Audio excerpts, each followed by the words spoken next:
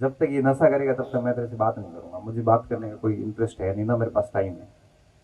जिस दिन ये पूर्ण रूप से छूट जाए ना, उस दिन तू मेरे से आके मुलाकात करना, हम आगे की रणनीति करेंगे जो भी। 15 एक दिन बाद बच्चा आ गया कि सर मैंने सब नशे छोड़ दिए, मैंने जर्दा छोड़ दिया, चाय भी छोड़ दी, अब अपने शरणों में लो और मुझे पढ़ाओ, और ये केस का क्या होगा।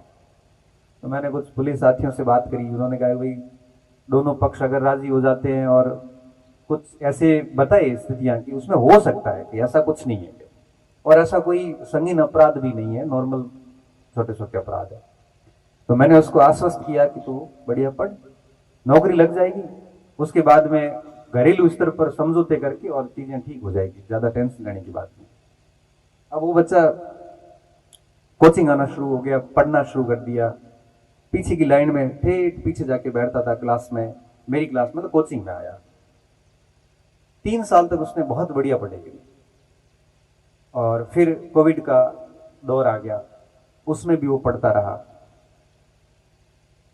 उसने बीएड भी कर ली, इस दौरान एमए कर ली, और पिछली जो 2022 की वैकेंसी आई सेकंड ग्रेड की, तो उसमें उसकी सामाजिक के अंदर बहुत अच्छी रैंक के साथ में सिलेक्शन हो गया।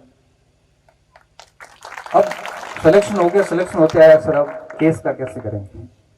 तो केस का तो उसको टेंशन, मैंने उसको इतना भरोसा दिलाया था कि तू नौकरी ले, केस क्लियरेंस की गारंटी मेरी, मैंने गारंटी तो ले ली, तो केस क्लियर कैसे करवाएंगे।